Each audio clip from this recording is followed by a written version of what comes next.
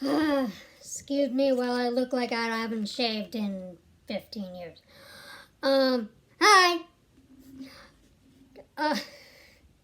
I don't even know how to start these things, so just deal with it. Obviously I'm gonna talk about Trisha and Jeffree and Jay, Shane, Tom, Dick, and fucking Harry. Okay, if you don't know, I'm gonna tell you. Apparently, this whole week, shit happened, and I'm always late, because I am always late. Apparently, Trisha was talking about what happened last year. Trisha Paytas was talking about what happened last year on that, little Vegas trip that she took with, Jeffree and all his little cohorts and all of this stuff.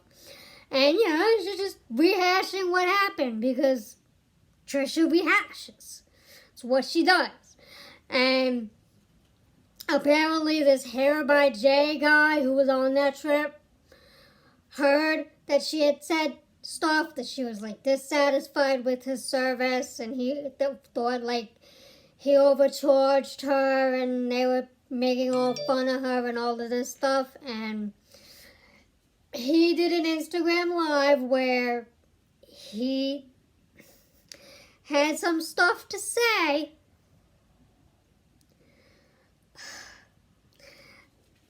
I don't even know where to begin, because here's my problem with it all.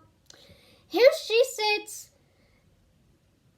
talking about what happened, how she felt like she was being made fun of, how they just invited her to make fun of her and all of this shit, and she left early because she was feeling traumatized and she was dissatisfied with his service and all of this, and then he pops off in a way that's so unnecessary that it just makes me question what his need to say all the stuff he said was.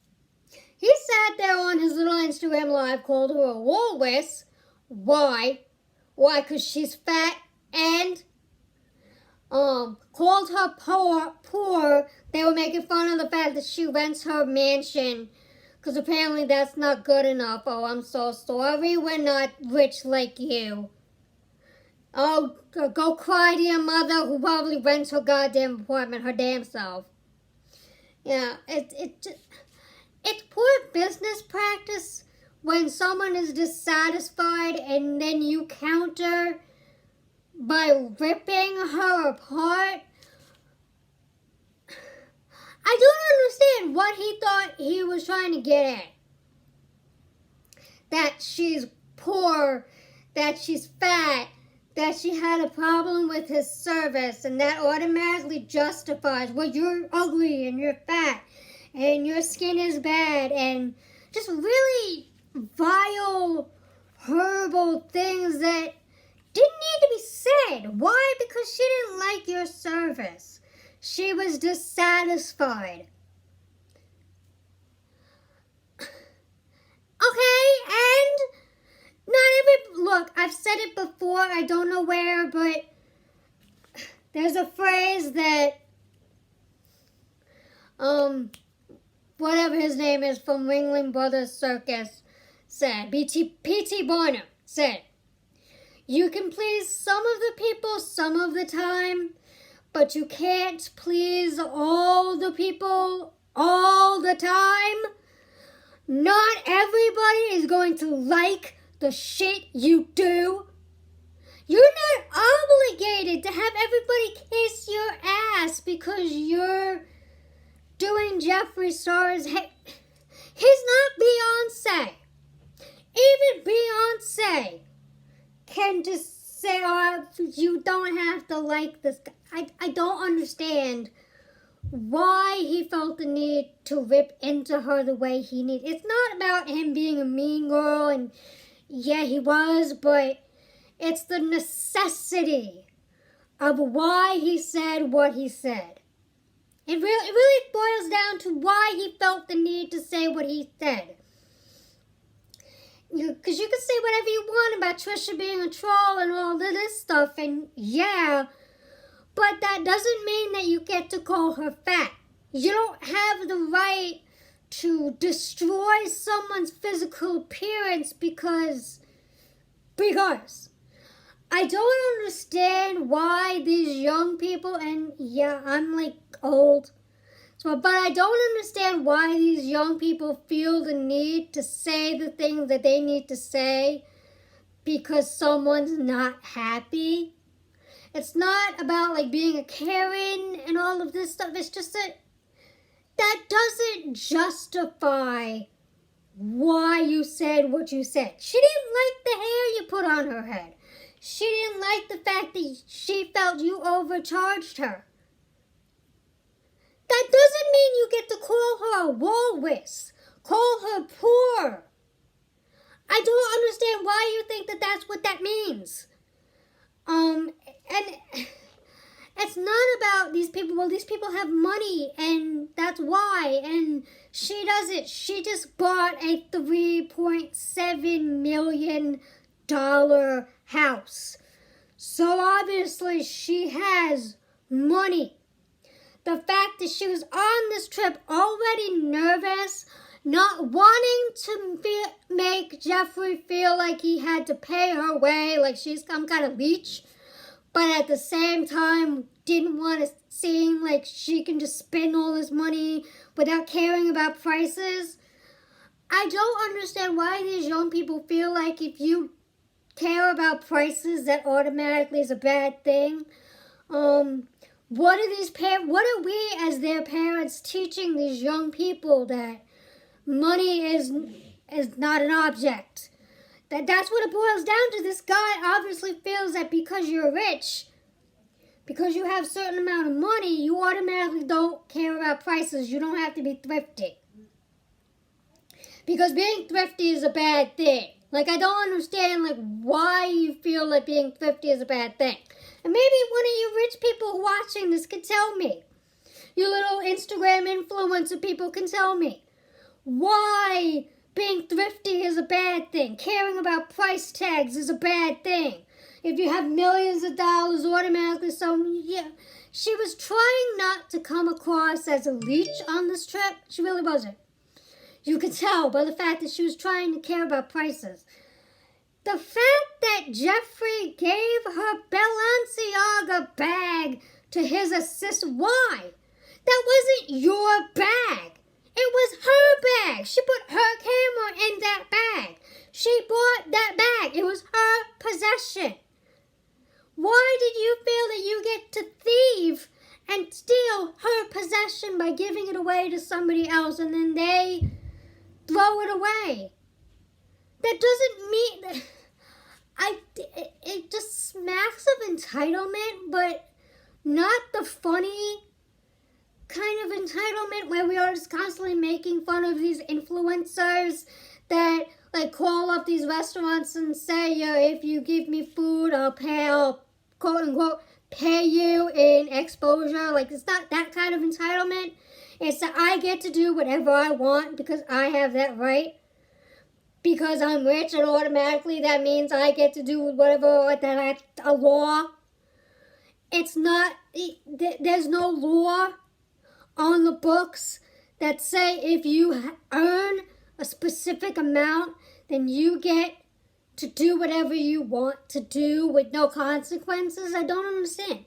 But then she feels like she's being victimized. And yeah, I watched her little live thing where she was watching his live, sobbing and crying the entire time that she was watching this, being victimized again while she was watching this. And then he comes back with this little half-assed apology, says, I said all of this stuff, and I shouldn't have said this stuff, and yeah, as if, oh, well, we're just expected to get over it. You're never going to do business again. I mean, Jeffree may still hire you. Yes, he may sit there and say, well, Yeah, good morning to everybody but the guy who used to... We don't know who that person was. Could have been someone completely different than this Hair by Jay guy. Because in Jeffree's tweet, where he says, yeah, good morning to everybody but the guy that did my hair, used to do my hair, he didn't name that guy. He didn't say good morning to everybody but Hair by Jay. He just said good morning to everybody but the guy who used to do my hair. Who is that guy that used to do your hair? Are we just supposed to sit there and assume that it's this Hair by Jay guy? No, no. Words cannot express how just unbelievably stupid these people are when they say the things they say, how they justify saying the things they say. It's so on beyond entitlement. There's no word to define what kind of entitlement that is. Because it's not about I get to do what I want because I have clout. No, it's not that. It's I am powerful enough that I could do whatever I want. No, you're not. No, you're not. I'm pretty sure, and I know the Bay Hive is probably going to come after me by this, but I'm pretty sure there are people out there that don't like Beyonce. I'm sorry that not everybody's going to like Beyonce. I like Beyonce. I think she's cool and awesome. She can do whatever she wants. But no, she can't. She's not stupid. She's not going to come out and just say things. She can't just come out and just talk bad about, Rihanna or whoever Becky with the good hair was. That doesn't make sense. That's not logical. So this Hair by Jay guy says this shit with no provocation. Because in her little story time that she did, she didn't say his name at all. I'm sorry you think she did, little boy, but she didn't say your name at all. And okay, so she didn't like your service. She didn't like the fact that you were charging her this. Okay, and that, so... Well, then that's just... No, she's a dissatisfied customer. As someone who works in retail, our motto is, if you don't like it, go somewhere else. You don't sit there bitching, trying to get the service that you think you want, that we're not giving you because we're just not giving you because fucking ha. You charged her for something she didn't want you charging her for. That doesn't mean that you get to call her everything but the kitchen sink. I mean, what the hell was your thought process? I don't understand what you thought you were going to get. What was your intention by saying all of this stuff? What did you want her to do? Did you want her to kill herself? Because, well, she doesn't deserve to live because she's fat and her skin is bad? I mean, I don't understand. And then, to top all of this shit off, Shane Dawson apparently abandons her. And the thing about this half of it is, Trisha Paytas, to her credit, has gone hard. Ride or die for Shane Dawson. And he has not had the balls to do the same for her. Saying that he didn't want a friendship with her to begin with. That he was just using her for the shit that she could do for him. And she was just some bimbo that he just didn't... and it makes no sense. And of course she's hurt and injured because he obviously did not like her in the first place. Because he refuses. And it's not about him being scared of Jeffree Star. Nobody's fucking scared of Jeffree Star. What is he going to do? Sue you? Tell everybody's going to sue you but never file the paperwork? Because, well, he can't be bothered to actually legitimately sue you. He's just gonna say he's gonna sue you in the hopes that the phrase, "I'm gonna sue you," is going to put the fear of God in you. No. When the hell has he ever actively sued someone who said something bad about him? When? Tell me in the comments. Literally tell me in the comments. When was the last time Jeffree Star actually made good on his threats? Because he has said they're trying to ruin Laura Lee and Manny's careers. They have a YouTube following. They have YouTube channels. They have millions of followers on YouTube. How is that destroyed? So they're not, he tried to destroy James Charles. He has 20 million subscribers. 3 million more than Jeffree Star. So you can't sit there and be scared of Jeffree Star when he sits there acting like he has this power above everybody else, as if he's the puppet master on YouTube. No, he's not. He doesn't have power and influence over everybody else in the fucking YouTube world. Obviously, because everybody in the community, in the commentary community, is talking about him. Obviously, that's what that means. He's not a threat.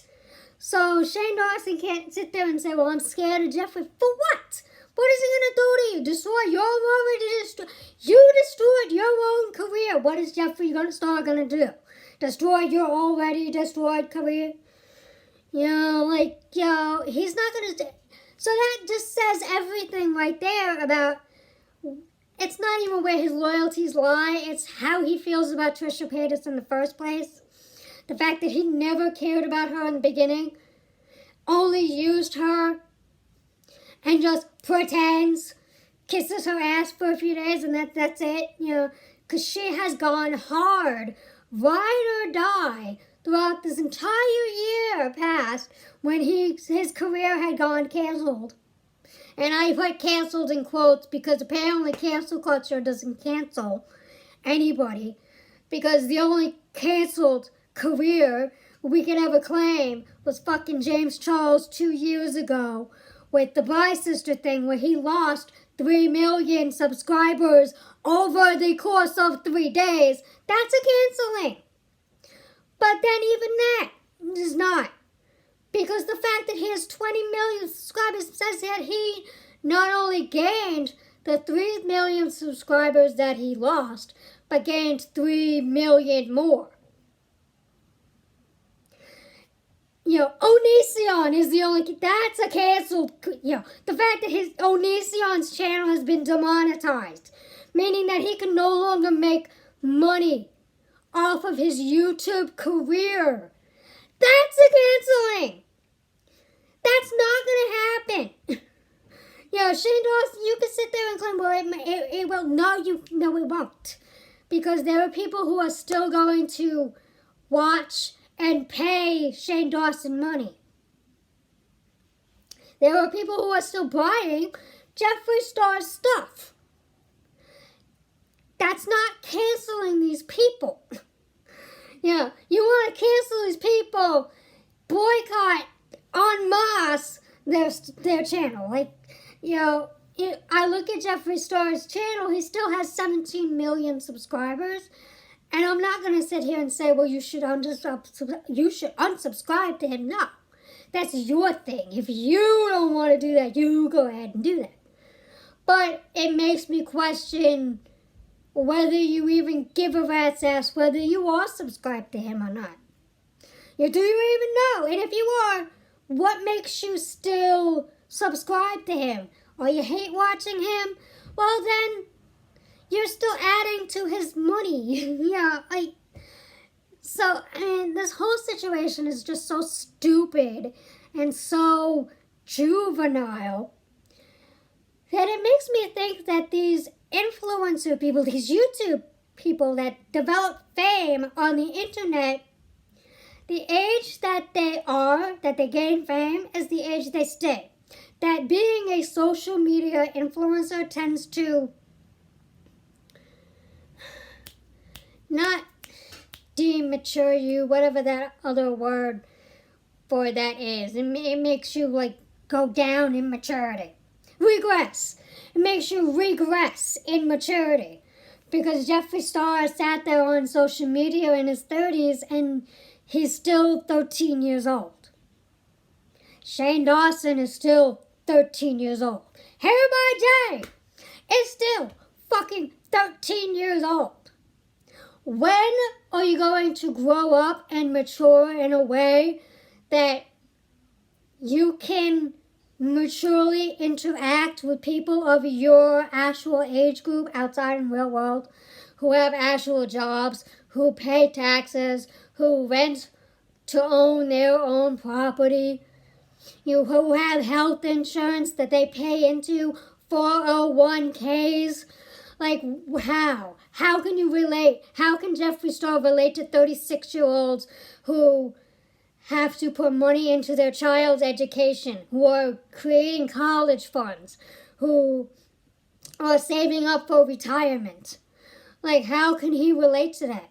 He can't, because he's just so attached to social media, he doesn't understand anything else. And neither does Shane Dawson. Neither does Trisha paytas.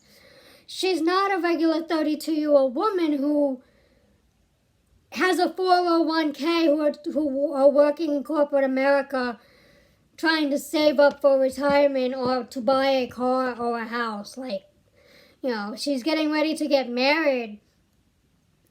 But, these rich people live so separate from us. And this is the problem with social media, is they're creating this dichotomy between actual human beings and influencers. They don't know how to be regular people, because that's what you are. You're not a celebrity. You're not on the red carpet on the AMAs. You're not nominated for the Oscars. You're not on the covers of Rolling Stone. You're not on the covers of Vogue. You're not being interviewed by Time magazine. I mean, like, these are actual celebrities who do radio interviews. Like, that's not you. So, like, that's where I'm going to end it, because I don't know what else to say, because it's just so dumb. But I just wanted to talk about it, because I have nobody else to talk to. And so, that's it. I'll see you when I see you. Bye.